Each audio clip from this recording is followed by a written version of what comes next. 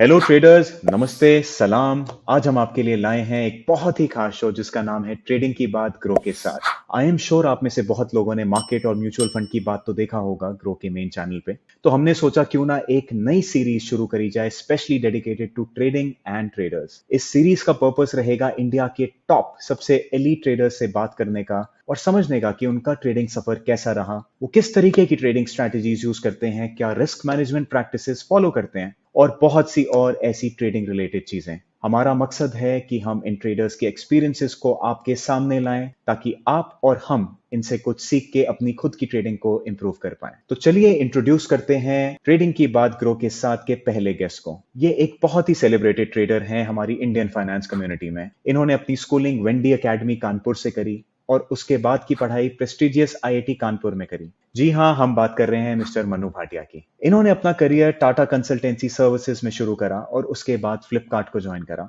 लेकिन इनका ट्रेडिंग का पैशन इन्हें ज्यादा देर तक कॉर्पोरेट वर्ल्ड में नहीं रोक पाया और मनु ने अपनी जॉब को छोड़ के ट्रेडिंग को एक फुल टाइम प्रोफेशन की तरह चुना। तो चलिए आइए बात करते हैं मिस्टर मनु भाटिया से।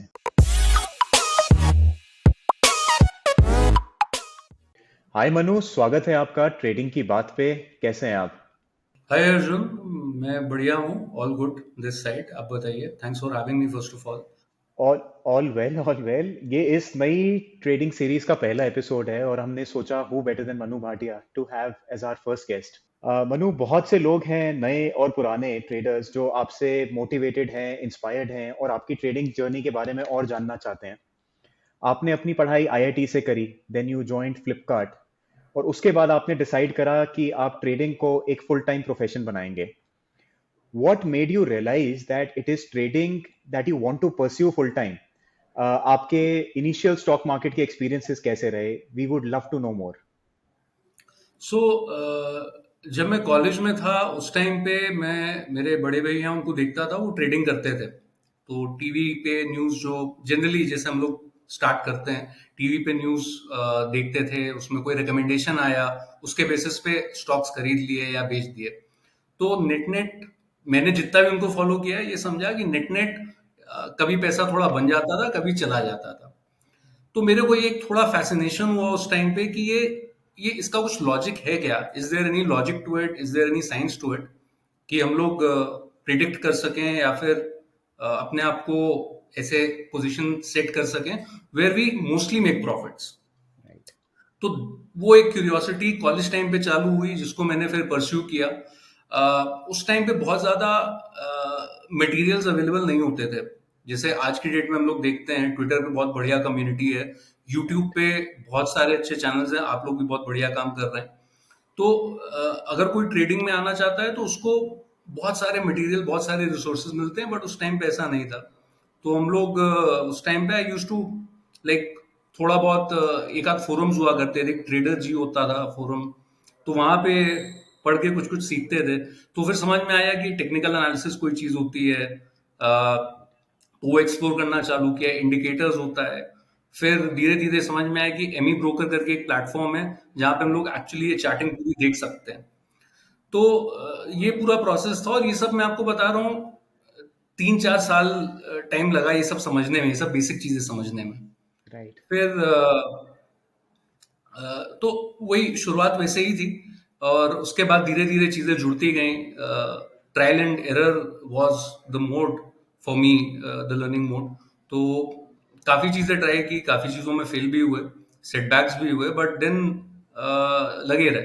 तो it took me close to 7-8 years to find my grip कि हाँ, अब समझ में आ गया, अब मार्केट्स में कुछ किया जा सकता है। वाह। मनु, इससे एक सवाल दिमाग में आता है कि क्या इंजीनियर्स के पास कोई एज है स्टॉक मार्केट में? Is there something that helps them? I think there is, because मेरे को बहुत बेनिफिट हुआ coming from a engineering background. तो नंबर्स को समझना, उस पे एनालिसिस करना, उस पे स्टडीज करना, वो मेरे लिए बहुत आसान था। हम लोग तो मतलब काफी एडवांस सॉफ्टवेयर पे भी काम करते थे, बट उतना एडवांस नहीं चाहिए होता। अगर आपको बेसिक एक्सेल भी आता है तो उसमें भी आप काफी कुछ एनालिसिस कर सकते हो। कर सकते हैं, तो बिल्कुल। बीइंग एन इंजीनियर वो डेफिनेटली एज रहता है। जो लोग लेट्स से कंप्यूटर साइंस वगैरह से हैं, तो for them it is very easy कि आप एक बार आपका अंडरस्टैंडिंग डेवलप हो रहा है मार्केट का, तो साथ ही साथ आप बैक टेस्ट भी कर सकते हो चीज़ों को। डेटा करेक्ट, अवेलेबिलिटी आजकल बहुत ईज़ी हो गया है। एक टाइम था हम लोग को नहीं डेटा क्लीन डेटा नहीं मिलता था। करेक्ट, बट अभी अभी है तो डेफिनेटली एक तो ये एडवांटेज होता है कि आप नंबर्स के साथ डेटा एनालिसिस कर पाते हो। सेकंड होता है कि आप थोड़ा प्रोसेस ओरिएंटेड भी हो जाते हो, क्योंकि इंजीनियरिंग में आप कोई भी स्ट्रीम हो, हर चीज प्रोसेस से प्रिंसिपल से ही चलती है। तो बिल्कुल, दैट ऑल्सो हेल्प्स, हम लोग का जो थिंकिंग रहता है that is that takes us towards correct, correct, systematic trading, कि राइट। सिस्टम बना के उसके बाद ट्रेडिंग करना है। So thought process becomes process driven, basically.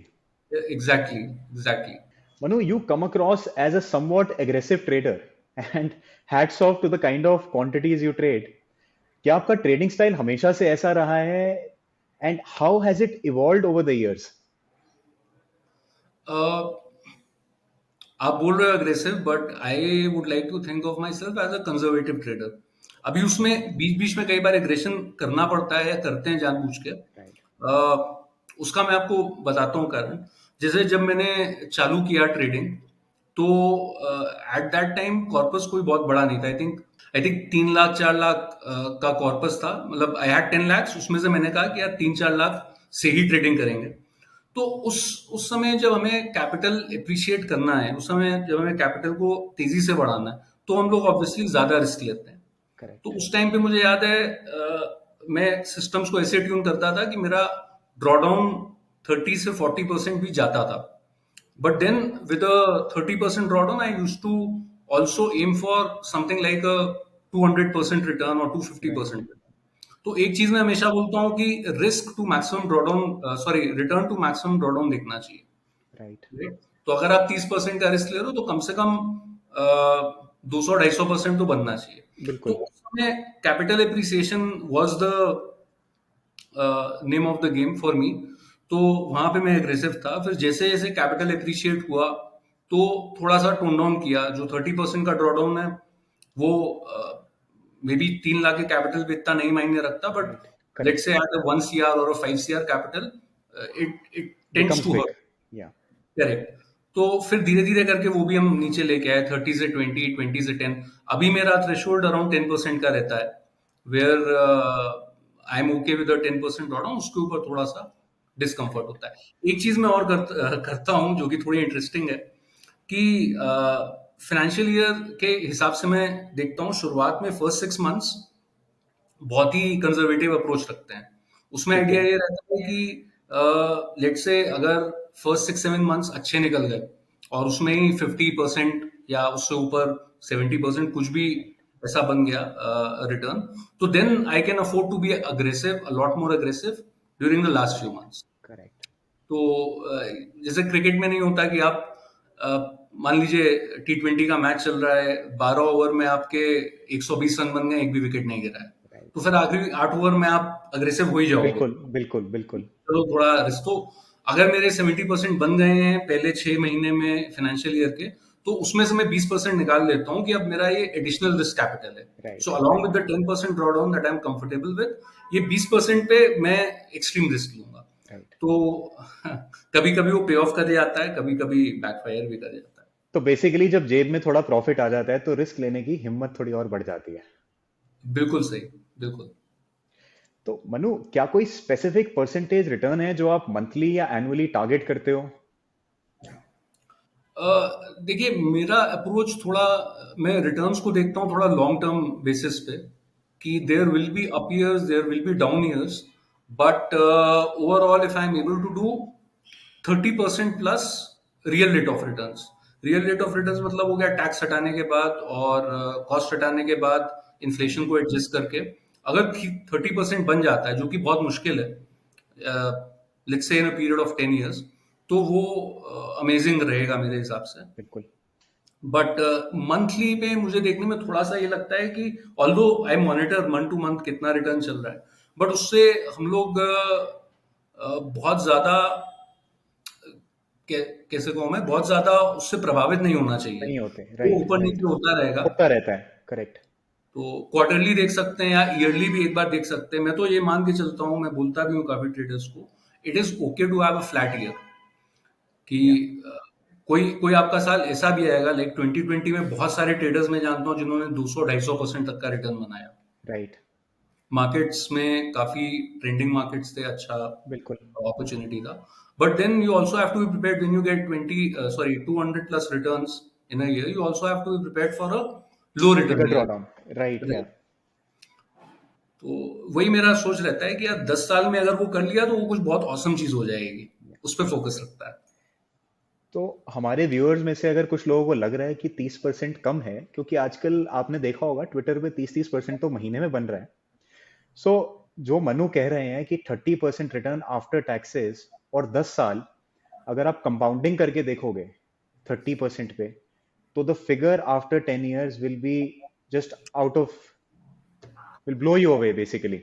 14x हो जाता है अगर हम लोग ऐसा कर पाए। So right, if you start with let's say 1 CR, it becomes 14 right, CR, you start with correct, 10 CR, 140। Right, तो आप सही कह रहे हो, ये दिखता है ऐसा, मतलब ट्विटर पे, यूट्यूब पे कि यार it's very very simple, yeah but reality वो नहीं है। राइट, रियलिटी ये है कि every percent you earn has to be, there is a lot of hard work, there is a lot of yeah discipline that goes into that. Absolutely, absolutely. Anu, knowing the kind of trader you are, I am sure you have a very solid risk management process in place. क्या कोई capping है जो आप अपने losses पे लगाते हो, या आप किस तरीके की रिस्क मैनेजमेंट प्रैक्टिसेस का स्पेशल ध्यान रखते हो? देखिए, 2 चीज़ों का मैं स्पेशली ध्यान रखता हूँ। एक तो रिस्क पर ट्रेड का कॉन्सेप्ट है, जो कि I think every trader does that, कि एक ट्रेड पे हम लोग डिफाइन कर लेते हैं कि मैक्सिमम कितना रिस्क मेरे को लेना है। सो लेट्स से मेरा कैपिटल 10 lakhs का है और I want to risk only 1% in a particular trade.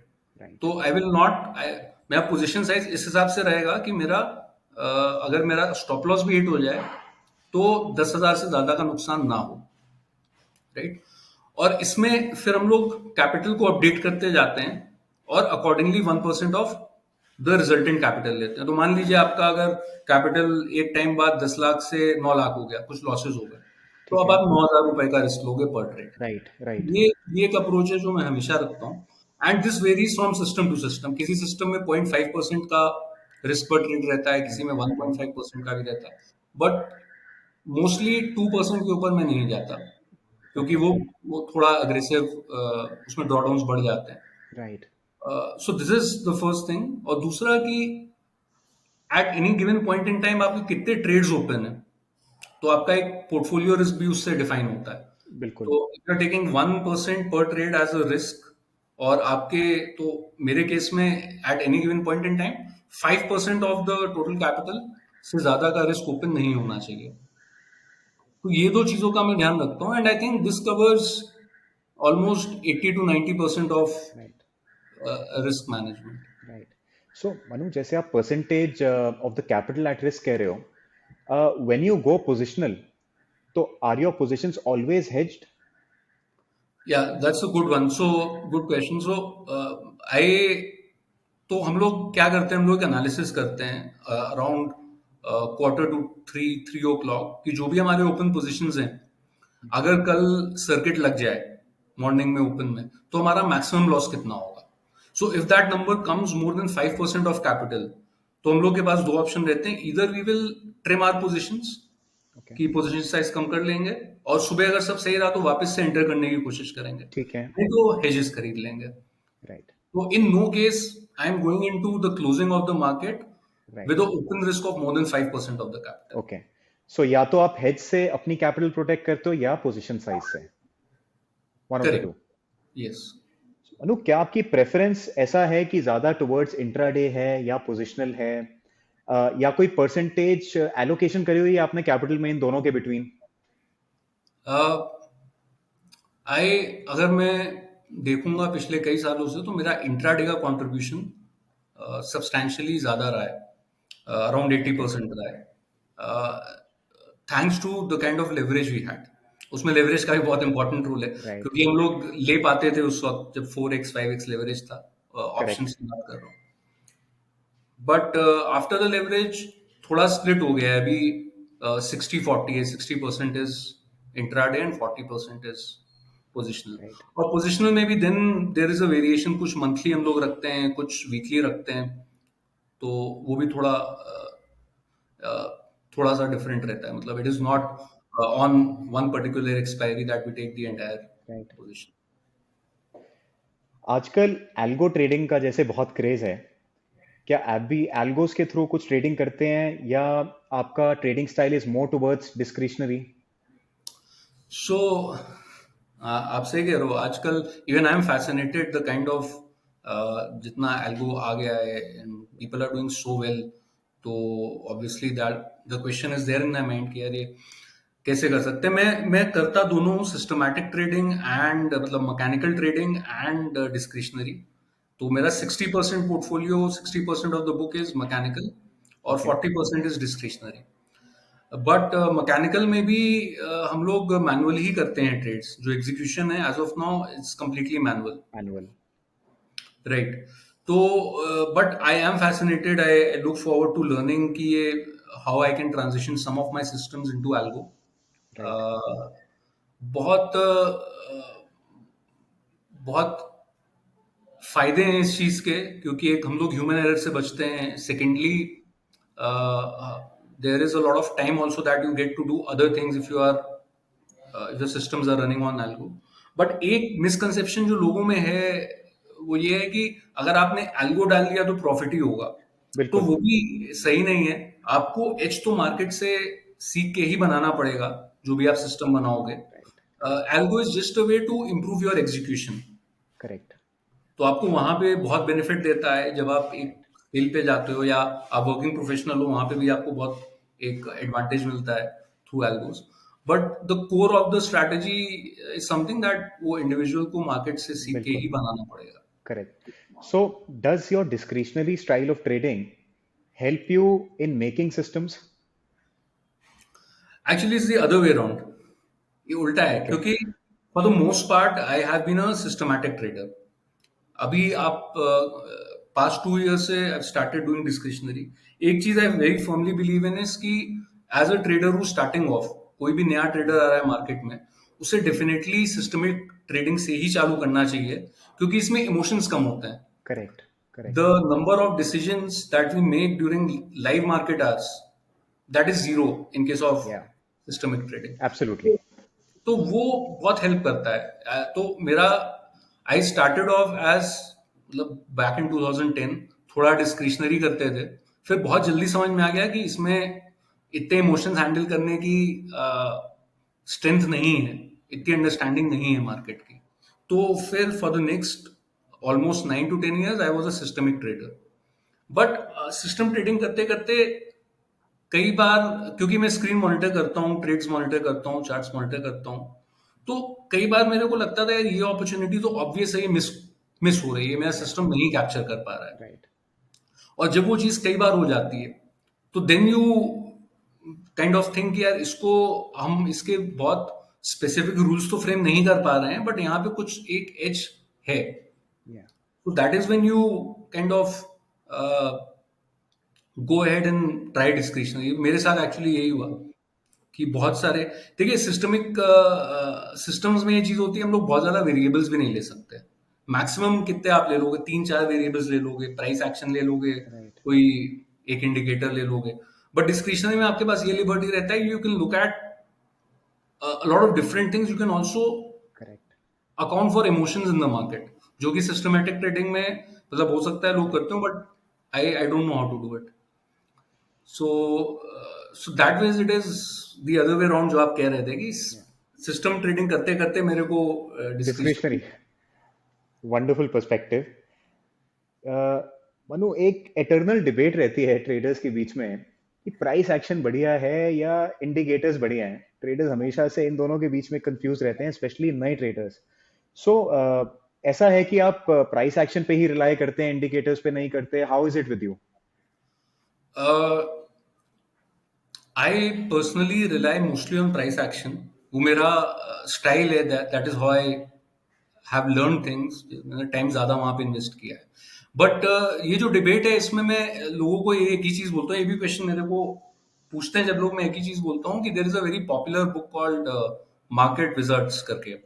Right? उसमें कई ट्रेडर्स के इंटरव्यूज हैं, तो वो अगर आप पढ़ोगे, and all of these are big shots, successful या ट्रेडर्स, या तो उसमें आपको रियलाइज होगा कि यार हर हर तरीके की चीज काम करती है, मोर और लेस। ऐसा करेक्ट नहीं है कि इंडिकेटर्स से लोग पैसा नहीं बना रहे या प्राइस करेक्ट एक्शन से नहीं बना रहे। तो it is like very, there are like a number of tools available for you to go into the market. तो अलग अलग अप्रोचेज हैं, सिस्टमैटिक अप्रोच है, डिस्क्रिशनरी है, फिर इंडिकेटर बेस्ड अप्रोच है, या प्राइस एक्शन बेस्ड है। तो आपको एक चीज को पकड़ के पहले उससे पीएचडी कर देनी है कि यार इसका, बिल्कुल इसमें मेरे को कुछ नहीं छूटना चाहिए। बिल्कुल तो ऐसा हो नहीं सकता है, ऐसा बहुत मुश्किल हो जाएगा कि that thing does not work for you. So I believe everything works for me, it is price action that has worked. I think I've also seen this कि there are different people who are making money in very different ways. जो एक चीज किसी के लिए चलती है दूसरा बोलता है यार ये तो चलती नहीं है. So what I have come to realize is कि यार everyone has a different method to work to operate in the market. किसी के लिए कुछ काम करेगा, किसी के लिए कुछ काम करेगा. अगर मैं ये चीज बोल रहा हूँ कि ये तो चीज ही बेकार है, तो शायद मुझे उसको यूज करना नहीं आता या उसको अप्लाई नहीं करना आता, लेकिन किसी और को आता है. सो ऐसा कुछ नहीं है कि एक मेथड ज्यादा सुपीरियर है दूसरे से. हर एक का एक अपना तरीका है काम करने का. एब्सोल्युटली। और to add to your point कि ये जो अप्रोच है या ये जो माइंडसेट है कि जो मैं कर रहा हूँ वही सही है, ये बहुत हार्मफुल भी है। उसका कारण ये है कि आप फिर इम्प्रूवमेंट नहीं कर पाते। कई बार होता है, मेरे डिस्कशंस हो रहे हैं, लाइक लास्ट वीक की बात है, मैं एक ट्रेडर से बात कर रहा था, वो सीपीआर करके एक इंडिकेटर होता है, वो प्रैक्टिस करता है। तो मैंने भी एक बार कभी ट्राई किया था, मेरे को नहीं समझ में आया था, तो I left it. But when I talk to him, I realize कि बॉस, इसका देखने का तरीका सीपीआर को बहुत अलग है। अलग है. I right I learn something from him because just because I was open enough. तो राइट अब मैं उसको अपनी एक प्रेजेंट स्ट्रैटेजी में एज अ फिल्टर यूज करने जा रहा हूँ कि जब वाओ सीपीआर कम हो तो उसमें probably you get a better trend, या ऐसा कुछ फंडा है उसमें। राइट तो it is very important to be open towards various ideas, otherwise as a trader it becomes very difficult to kind of grow. Absolutely absolutely बिल्कुल. वो आजकल जैसी मार्केट है, जो इतने फ्रीक्वेंट गैप्स हो रहे हैं वो भी ऑपोजिट डायरेक्शन में. How are you navigating this kind of a market? So I think April onwards थोड़ा सा टफ रहा है, to be honest. It's not been a, और इसका एक और रीजन है, like 2021-22 financial year was very very smooth for most of the traders. या तो sorry, so 21-22 financial year has been really smooth for most of the traders. मतलब traders ने 5% के भी ड्रॉडाउन नहीं देखे, कई ऐसे ट्रेडर्स हैं। तो बिल्कुल जब उनको ये ऐसे देखने को मिल रहा है कि यार अब हिट हो रहा है 5%, 7% का ड्रॉडाउन, जो कि आप बैक टेस्ट करोगे तो होना ही है, मतलब किसी एक टाइम फ्रेम में बिल्कुल उठाओगे तो बिल्कुल हो सकता है, ऑलवेज अ पॉसिबिलिटी। तो जब वो चीज आ रही है तो उसको इमोशनली लोग एक्सेप्ट नहीं कर पा रहे मे बी, या फिर it's something new. If it's a new trader, उसके लिए एक नया एक्सपीरियंस है। Right but I would agree that April onwards थोड़ा तो टफ रहा है, the entire seen in terms of price action, या कि you get a very bullish move and then the next day you have a gap down, तो follow through नहीं आ रहे हैं। राइट तो अब इसके लिए हम लोग कुछ खास कर नहीं सकते, टू बी ऑनेस्ट अर्जुन। हम लोग जो सिस्टम चला रहे हैं उसी को चलाएंगे जब तक वो मैक्सिमम ड्रॉडाउन लिमिट्स अपने ब्रीच नहीं करता, या फिर कुछ उसमें एबनॉर्मल नहीं दिखता। बट इसमें एक चीज ने मेरी हेल्प की, विच इज डिस्क्रिशनरी ट्रेडिंग। तो राइट कई बार होता है सिस्टम थोड़ा ड्रॉडाउन में, but because of your understanding थोड़ा बहुत आप काउंटर पोजीशंस लेते हो, या बिल्कुल इस तरीके से बिल्कुल काउंटर पोजीशंस बिल्ड करते हो जो कि या आपका इक्विटी कर्व स्मूथ रखे हैं। करते हैं बिल्कुल. तो that is kind of somewhere it is held, but yeah it is been tougher compared to the last financial year. तो आप बिल्कुल ठीक कह रहे हो. There are times when something is very evident, आपको दिख रहा है यार ये मार्केट में ऐसा होगा, या फॉर एग्जांपल कि बड़ी हाई प्रोबेबिलिटी है कि मार्केट टूटेगी, बट आपका सिस्टम लॉन्ग है. So there are times when your mind says something else and your system says something else. So as a discretionary trader, definitely आप उसको override कर सकते हो या counter positions ले सकते हो. ये एक डिबेट सिस्टम ट्रेडर्स के बीच में भी रहती है कि क्या सिस्टम से थोड़ी छेड़खानी करनी चाहिए, क्या कभी कभार उसको ओवरराइड करके काउंटर पोजीशन लेनी चाहिए या एग्जिट करना चाहिए? आपके क्या थॉट्स हैं इस पे? आई थिंक नहीं करना चाहिए। मतलब जो सिस्टम अगर आप चला रहे हो उसमें जो रूल्स आपने डिफाइन किए हैं उसका एक पर्पस है। You don't want right. Manual decision making. Yeah. That is the beauty of doing system trading. कितनी बार हम लोग गलत भी होते हैं कि लग रहा है बट देन नहीं होती वो बिल्कुल। चीज। तो मेरे हिसाब से नहीं टैम्पर करना चाहिए। Let the system run as it is running. And एक इसमें और चीज है जो कि काफी सिस्टमैटिक ट्रेडर्स ने ऑब्जर्व की होगी, मेरे साथ भी कई बार हुआ है, कि आप एक बार टैम्पर करते हो and it works in your favour.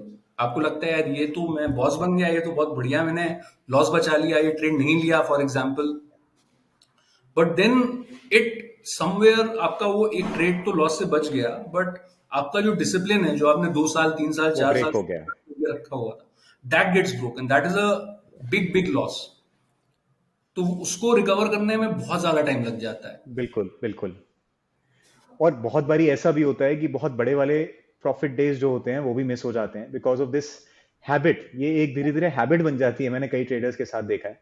जैसे ट्रू। आप कह रहे हो एक या दो बारी तो लॉस बचा लिया, तो बंदे को लगता है यार बस मैं ही हूं। और उसके बाद वो टेम्परिंग की एक जो हैबिट है, लॉन्ग रन में that does not allow you to beat the system, rather आपकी सिस्टम से रिटर्न्स कम ही आती हैं। Absolutely absolutely. तो इसके लिए मैं मतलब मैंने जब ये सोचा कि थोड़ा सा डिस्क्रिशनरी करेंगे, तो then I had completely separate books for the two, कि मिक्स नहीं करना है दोनों को। System right. जैसे रन कर रहा है वो वैसे ही रन करेगा। और जो डिस्क्रिशनरी बुक है वो बहुत छोटा मैंने चालू किया था, और उसमें भी स्ट्रक्चर वही था कि रिस्क पर ट्रेड 1% रहेगा, या। पर ट्रेड में रिस्क एक्सीड नहीं करूंगा, रिस्क मैनेजमेंट बिल्कुल। वैसे। But I never tampered with the systems. थोड़ा बहुत डिसिप्लिन का सबके साथ एक फेज आता है, इशू राइट। होता है, but if you ask me like करना चाहिए, it's a definite no for sure. तो Manu, does it help in having a separate discretionary account? मतलब सिस्टम वाले को अलग से चलने दो और डिस्क्रिशन के लिए एक अलग अकाउंट ही रख लो। हाँ, इट हेल्प्स। आप कर सकते हो। मेरा तो थोड़ा मिक्स रहता है, बिकॉज ओके। कई बार काउंटर पोजीशन में तो थोड़ा मार्जिन बच जाता है, तो आई कीप इट या। In the same account. Right. But it definitely, if someone is facing a challenge in terms of separating the two, क्योंकि किसी में लॉन्ग जा रहा है किसी में शॉर्ट जा रहा है, तो बिल्कुल उन्हें काफी बिल्कुल। काउंटर इंट्यूटिव लगता है कि यार ये हो क्या है। तो उस केस में अलग अकाउंट करना is the right thing, I guess. Beneficial, right. ये मनु, जैसे आपने भी कहा कि अप्रैल ऑनवर्ड्स थोड़ा सा market is behaving a little differently, तो क्या ये आपको लगता है इट्स जस्ट अ फेज या फिर कुछ मार्केट स्ट्रक्चर में चेंजेस आए हैं? यार दिस इज, इसका आंसर देना बहुत मुश्किल है, because I even don't no.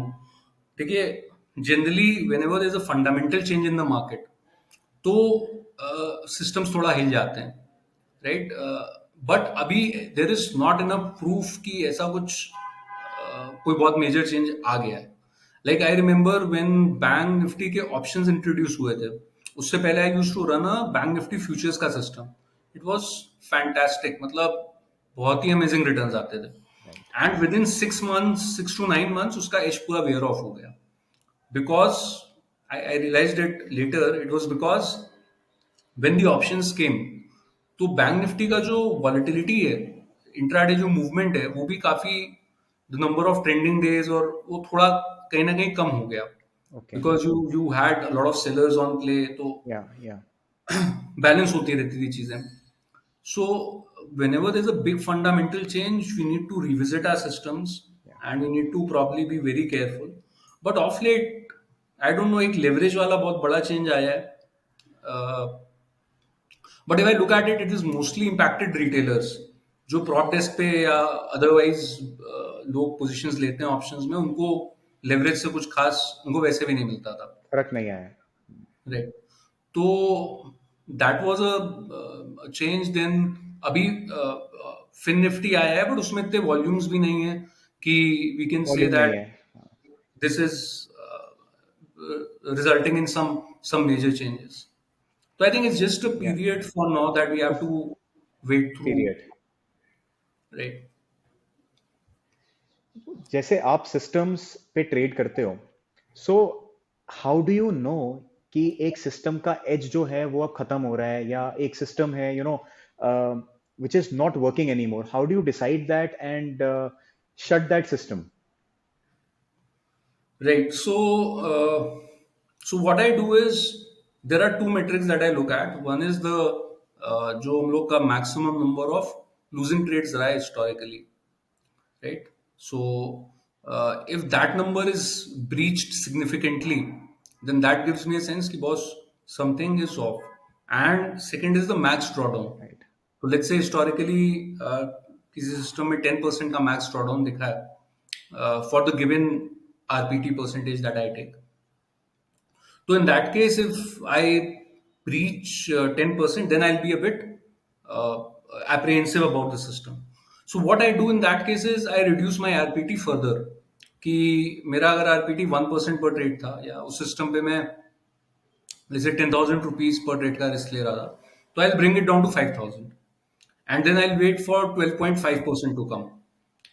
तो अब दो चीजें होंगी, या तो ओके। वो रिवर्स कर जाएगा ड्रॉडाउन 10% से, it will start recovering. So let's say it recovers back, comes back to 7.5% drawdown, then I will go back to my original right. Risk apatite.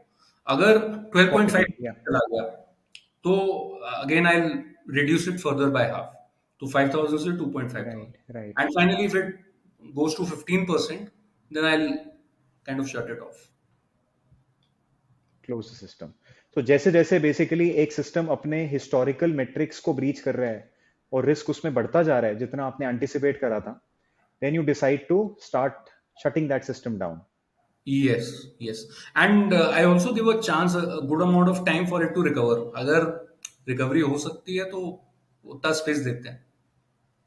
या Manu, when you started trading, क्या कोई goal था जो आपके mind में था कि इतना बनना चाहिए?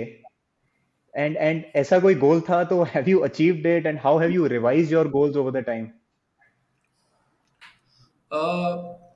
सी, टू बी वेरी ऑनेस्ट, ऐसा कोई गोल नहीं था. पहला गोल तो ये था कि यार जॉब छोड़ के ये चीज कर रहे हैं तो सैलरी जितना बनता है उससे तो थोड़ा ज्यादा बनना चाहिए, because otherwise right. It will not make sense. अच्छा, मैंने क्या किया था, मैंने एक सबैटिकल भी लिया था back in 2011-12. I quit my job, I took a 1 year sabbatical from my job in Flipkart to pursue trading. तो उस टाइम पे okay. It was a very मतलब इंस्टिंक्टिव डिसीजन था कि यार नहीं करते हैं ये, अभी रिस्क नहीं लेंगे तो कब रिस्क लेंगे लाइफ में. बट उसका जो मेरे को बैकलैश मिला था, that was pretty huge, because everyone was, even मतलब फ्रेंड्स, कॉलीग्स, फैमिली, कि यार आप इतना बढ़िया काम कर रहे हो, you doing so well in your job, why you quitting. तो तो the next time I left, तो मेरे पहली चीज तो माइंड में यही थी कि यार अच्छा, उस केस में क्या हुआ था, तो first time I went back to Flipkart because after 1 year of struggling I was not able to make it. तो मेरे को समझ में आ गया था कि यार ट्रेडिंग अभी मेरे को उतना नहीं आता है, I need to go back to the job and background में सीखते रहेंगे इसको. So the second time when I was leaving my job, तो I had to make sure that तो पहला गोल यही था कि यार जितना मेरा सैलरी एटलीस्ट उससे double I should be able to make consistently for a period of 1 year. Only then I will leave my job. So I did that. जब मेरा वो टारगेट मीट हो गया, that is when I said कि हाँ अभी लग रहा है कि सस्टेन कर पाएंगे based on my trading income. And then obviously after that, once you get the taste of uh, winning, and obviously there is a lot of greed markets में है, उसमें कोई डाउट नहीं है. तो you always want बिल्कुल। to go out and do more and more and more. आपके 50% बनते हैं एनुअली, तो आप कहोगे यार 100% कैसे बन सकता है. 100% राइट। बन जाता है, देन यू लाइक या 200% कैसे बन सकता है.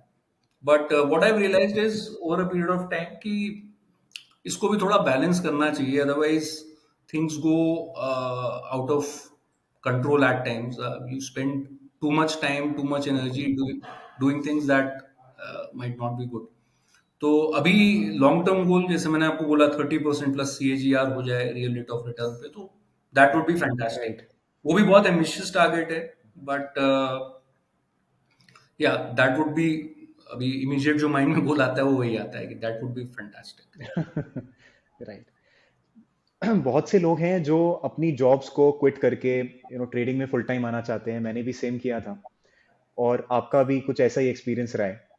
तो ऐसे लोग जो कहते हैं कि हमें ट्रेडिंग फुल टाइम करनी है, आपका उनको क्या सजेशन रहेगा? कब जॉब छोड़नी चाहिए? कब वो लोग तैयार हैं फुल टाइम ट्रेडिंग में आने के लिए?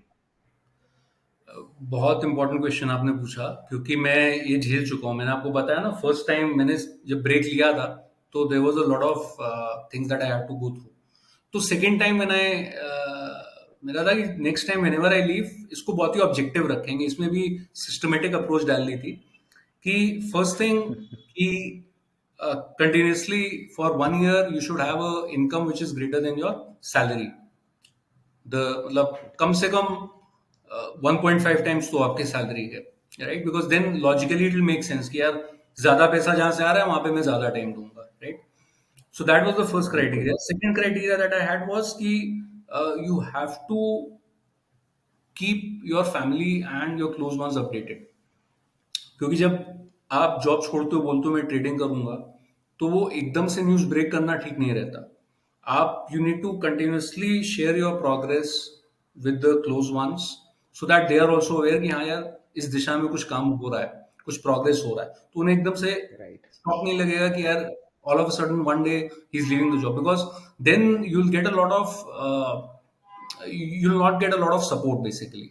आपको इमोशनल स्ट्रेस हो जाएगा कि बिल्कुल, यार बिल्कुल। कोई सपोर्ट नहीं कर रहा है, सब लोग बोल रहे हैं क्या है ये। Right. And yeah, these two things are important. And third thing is कि when you actually quit your job and get into full time trading, then you will realize कि आपके पास एकदम से बहुत सारा टाइम आ गया है, फ्री टाइम आ गया है। तो उसको भी एक अच्छे तरीके से आप कैसे मैनेज करो वो इम्पोर्टेंट रहता है। क्योंकि आफ्टर थ्री थर्टी बिल्कुल। Four you have that time with yourself. And right. Human tendency ये रहती है, we get attracted to things which are destructive in nature. ऐसा ऐसा मुझे लगता है कि ह्यूमन बींग्स जनरली, उनके पास फ्री टाइम होगा, they get more attracted to negativity, right? तो if you taken correct. decision and you're getting into trading full time, so also make sure that the free time that you get, how you utilize it properly, वो भी बहुत important है। या very very important point. बहुत से लोग हैं वो ट्रेडिंग से अट्रैक्ट इसलिए होते हैं कि एक तो वो लोग कहीं से भी काम कर सकते हैं, उनको लगता है कि यार बीच पे बैठ के भी काम कर सकते हैं हम लोग। दूसरा, उनको लगता है कि कभी भी काम कर सकते हैं हम, जब मन करे काम कर सकते हैं और जब मन करे छुट्टी भी ले सकते हैं। सो इन रियलिटी आपने भी देखा और मैंने मैंने भी देखा है कि trading is not that easy. ऐसा नहीं है कि कभी भी काम कर लिया, कभी भी छुट्टी ले ली। और जैसा आप कह रहे हो कि फ्री टाइम आता है तो डिस्ट्रक्टिव थिंग्स लोग करने लग जाते हैं, इन टर्म्स ऑफ घूमना फिरना हो गया, अपना टाइम वेस्ट करना हो गया, या और चीजें हो गई। तो आप अपना रूटीन कैसे बैलेंस रखते हो? What do you do in your free time to make it more productive, to stay focused on your work? So for me it's mostly market hours में तो फोकस यहीं पे रहता है। And if there is right. Market, so I generally work work from home रहता है मेरा। And 2 days I work from office. So when I am home I am much more relaxed. बीच में फ्री टाइम मिला, so I have a daughter, she is 1.5 years, so most of my time goes to her. When I'm in office, then I'm with the team. We're discussing क्या करना है, कैसे. After market close, probably we'll have a quick discussion, hits and misses, what we can improve. After then I kind of switch off. Mostly I switch off after 3:30, 4 o'clock. Then I try to focus on other important things in life. Maybe I'll go out for a walk for half an hour, 1 hour. I'll play with my daughter. थोड़ा उसके साथ time spend करेंगे. I like to cook and eat, so if there's something in my mind, if something there's some craving, तो I'll work towards that कि चलो ingredients इकट्ठा करते हैं, कुछ बनाते हैं. Then once in a while, I think 3 4 months in a year, I am that in that research mode. तो थोड़ा रिसर्च कर रहे हैं, नई स्ट्रैटेजीज के बारे में सोच रहे हैं. So most of that work happens right. towards the night time कि everyone is slept, so you are at peace, there's no disturbance. So that is when I'll probably do that for 2 3 months in a year. Okay, I'll focus on research and all. And yeah, that's it. मतलब nothing fancy. Uh, ये ऐसा ही routine रहता है. And I like to But travel, you but keep it balanced. Yeah, yeah, keeping it balanced is important because excessive कुछ भी करेंगे it backfires. So the बिल्कुल. idea is a mix of so trading does give us a chance to try multiple things. तो आप थोड़ा बहुत सब कुछ try करते रहो Yeah. and don't go excessive in anything. I think that's what I follow. Right. Manu, social media has become a very integral part of our lives. You yourself are very active on Twitter. Uh, does it help you as a trader in any way, or is there a negative side to it too? I think it depends on the person. ये individual को decide करना है कि वो किन चीज़ों से attract होगा सोशल मीडिया पर. तो बहुत ही अच्छा कंटेंट है. मैं पहले भी आपसे बोल रहा था कि यार जब हम लोग ने स्टार्ट किया था तब कुछ हवा ही नहीं होती थी, पता ही नहीं होता था स्ट्रैटेजी क्या होता है, सिस्टम ट्रेडिंग क्या होता है, रिस्क पर ट्रेड क्या होता है. रिस्क पर ट्रेड समझने के लिए, इसके बारे में जानने के लिए मुझे 4 साल लग गए, राइट.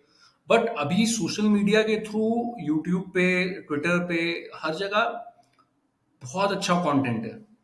अगर कोई जेन्युइनली सीखना चाहता है उसके लिए लर्निंग कर्व बहुत छोटा हो गया है compare to back, I mean 10 12 years. Correct, correct. तो जिसका अप्रोच है कि यार मेरे को सीखना है, वो उसके लिए this is a gold mine. You start following the right people Yeah, और आपको लर्निंग मिलेगा. उनके ट्रेड्स अगर विजिबल हैं आप वो देखो, listen to their talks and you get to learn so much. मैंने बहुत कुछ सीखा है टू बी ऑनेस्ट. जो भी हम लोग के फेलो ट्रेडर्स true, हैं उनकी ट्रेडिंग स्टाइल से, या वो लोग क्या कर रहे हैं, या उनसे मिल के absolutely. So much. बट एक ये नेगेटिव साइड ये भी है कि जैसे मैंने पहले भी बोला, people get attracted more towards negativity. तो उसमें जो ये गुड पीस है कहीं पीछे रह जाता है, and then people start to kind of get involve in things which are non productive. मतलब जैसे एक बहुत ही ट्विटर पे बहुत ही कॉमन चीज है कि यार ये फेक है कि ये रियल है. ये डिबेट बहुत ही चलता है स्क्रीनशॉट्स पे, या M2M कोई डालता है उस पे. सो मेरा ओपिनियन उसमें ये रहता है कि यार हाउ डज इट मैटर. आपको उसमें आप वो जान के क्या हासिल कर लोगे, वेदर इट्स फेक और real. It doesn't, I mean you can not really do anything about it, right. So if there is a learning to be had, you take that learning and move on. If there is no learning, you just छोड़ो उसको, आप आगे बढ़ो. True, true. तो बिल्कुल. मतलब it boils down to that कि आप एज ए इंडिविजुअल कैसे अप्रोच कर रहे हो. For me it is help me a lot. बहुत ही ज्यादा चीजें सीखने को मिली हैं. कई सिस्टम सीखने को मिल जाते हैं. You Right. ट्रेडर्स हैं, वो लोग शेयर करते हैं अपना स्क्रीनशॉट शेयर किया, या फिर कुछ उन्होंने अपने ट्रेड शेयर किया, आप उनको फॉलो कर रहे हो, आपको आइडिया लग जाता है कि यार this is what the essence of this kind of trading is. तो मेरे एक दो सिस्टम जो मैं एक 3 सिस्टम्स अभी जो मैं चलाता हूँ, थैंक्स टू ट्विटर है, to be honest. I absolutely agree. There is some wonderful content out there on Twitter. And अगर कोई प्रोडक्टिवली उस कंटेंट को यूज करना चाहे या सीखना चाहे तो बहुत सारी इंफॉर्मेशन अवेलेबल है, और बहुत से अच्छे हैंडल्स हैं जो कि बढ़िया स्ट्रैटेजी ट्रेडिंग टिप्स शेयर कर रहे हैं. So if someone wants to use that he और शी कैन. अदरवाइज अगर किसी को नेगेटिविटी देखनी है तो वो तो हर जगह मिलेगी, and there is no point of concentrating on that. Completely agree. Manu, moving on to our next segment, we have a small rapid fire round to extract some more information out of you quickly. So you can answer in a line or a word. So shall I okay. go? या please. Your biggest your biggest single day loss. Around 84 lakhs happened in March of 21. I think somewhere between 84 to 89 lakhs. It was the expiry day, And market your reversed. biggest single day profit? Biggest is around 2.5 CR. Uh, yeah, around that, around 2.5. Wow. Nifty or Bank Nifty? Bank Nifty. And your favorite stock to trade? As of now, I don't trade many stocks, but whatever is volatile is I go with that. Okay. Option buying or option selling? Mix of both. Straddles or strangles? Strangles. One indicator that you find helpful? Uh, Moving average. Simple moving average. A chart pattern that you love to trade? Uh, Ascending triangle is something that I look for at a resistance. It's great trade. Three Twitter handles of Indian traders you would recommend people to follow? I don't recommend any books, any handles.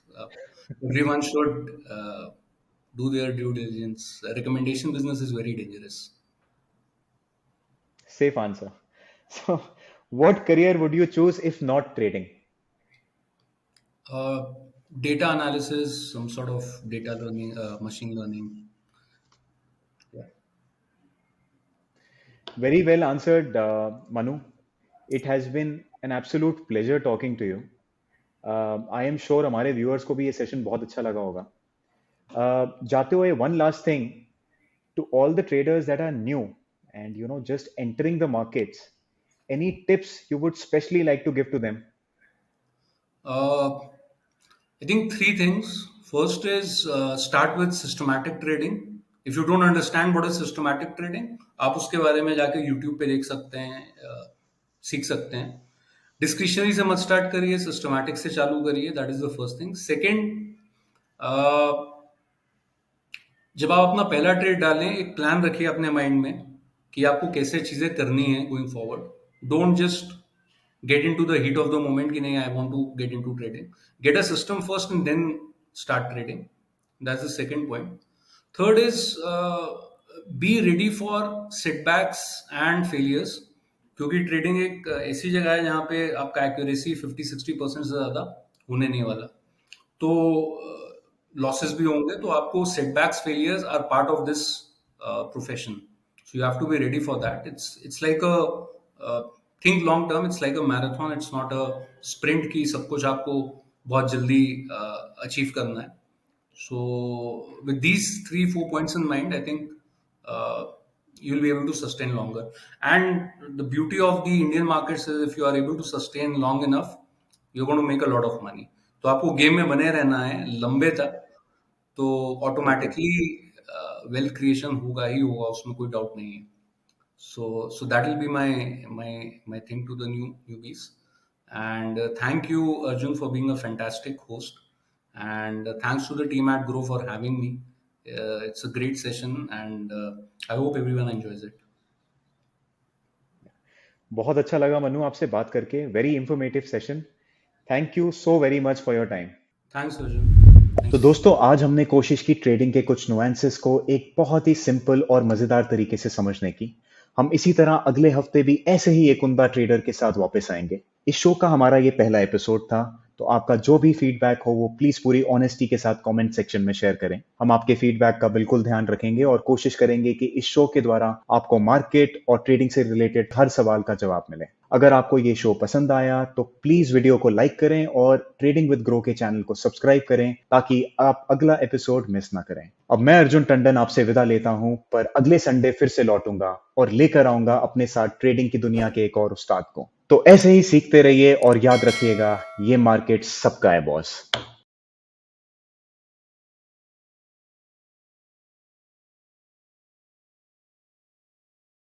Investment in securities market are subject to market risks. Read all the related documents carefully before investing. Please read the risk disclosure documents carefully before investing in equity shares, derivatives, mutual fund, and or other instruments traded on the stock exchanges.